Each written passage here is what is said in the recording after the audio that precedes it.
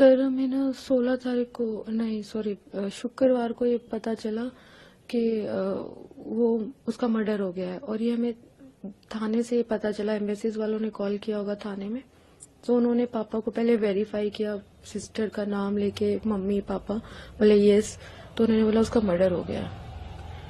तो पापा 2-3 मिनट के लिए तो सदमे में गई। फिर जैसे वो मतलब हुआ तो उन्होंने सबसे पहले कॉल उसके फूफा को किया कि मेरी बेटी का मर्डर कर दिया। तो उन्होंने कहा, उनकी तरफ से ये नहीं बस ये कहा था हमारा भी तो मिसिंग है, बस ना उन्होंने मेरे पापा की इस बात पे कोई शौक जाहिर किया। और जैसे ही वो मिसिंग थी उसका नेट बंद था, कॉल नहीं लग रहा था, स्विच ऑफ भी आ रहा था और दोनों बच्चों का आ रहा था। तो हम बहुत ज्यादा परेशान थे, बहुत ज्यादा, हम सोए भी नहीं। और वो लोग, उनको कोई टेंशन ही नहीं, उनके घर कोई शादी थी 14 को, कह रहे आ जाओ कोई बात नहीं लग जाएगा फोन, क्या दिक्कत है। उन्हें वो डर क्यों नहीं था जो हमें डर था कि कोई घटना, दोनों का फोन बंद है तो चलो वो ये सोच के ले लेते कि दोनों के साथ कुछ हुआ। उनको कोई टेंशन ही नहीं थी। वो इसीलिए नहीं ना क्योंकि पंकज ने उनको फोन करके जरूर बताया होगा कि मैंने ऐसे इसको मार दिया है। वो तभी शांत थे कि तुम्हारा सेफ है। पंकज से तो हमारी बातें होती ही नहीं थी। मेरी बहन से हुई थी हमारी तीनों की बातें 10 तारीख को, जिस दिन उसको मारा है ना उससे पहले ही हमारी बातें हुई है। वो बहुत खुश थी, आराम से बातें की, जो नॉर्मल बातें होती है। खाना बना रखा था उसने, बातें हुई, बस वही।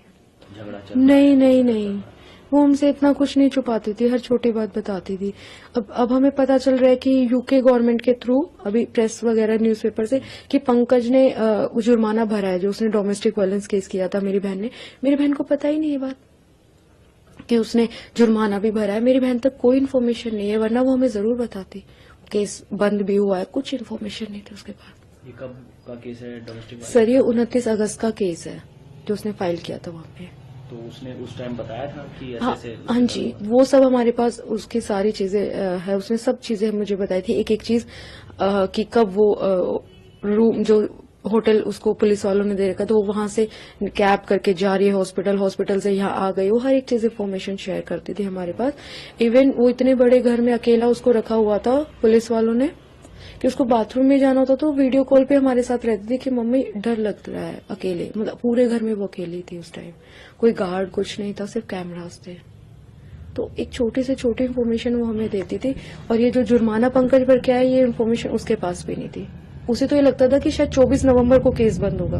जो अपडेट उसके पास थी उसे नहीं पता था 30 अक्टूबर को सब क्लोज भी हो चुका है। अच्छा, आप लोगों को इतने दिन बीत चुके हैं, रीजन वगैरह कुछ लग रहा है कि ये रीजन हो सकता है किलिंग का, मर्डर का? सर देखो, पहले जब उसको पीटा था तो उसके 10 दिन कितने दिन बाद सितंबर में उसके बुआ फूफा और उसकी माँ आई थी। तो तब भी पापा को बोल के गए थे कि हमें अब इतनी कसर कमी छोड़ दी तुम लोगों ने शादी में, तो अब पूरी करो। उनकी डिमांड थी पैसों से रिलेटेड। तो पापा ने फिर अभी प्रॉपर्टी भी थोड़ी बेची है। तो इस ड्यूरिंग टाइम लगता है प्रॉपर्टी बेचने का, ये नहीं होता रातों रात पेमेंट आ जाए। तो हम उनकी डिमांड फुलफिल करने ही वाले थे अभी फरवरी तक तो। और उन्होंने, हाँ जी सर, दहेज की डिमांड की थी उनकी फैमिली? जी सर, हमने शादी में भी खूब सोना उनको दिया, कपड़े दिए, वो जो सब किया, बहुत अच्छे से शादी की। पर उन्हें लगा ना इतना मिल गया तो और मिलेगा, वो इस चीज को लेके रहे।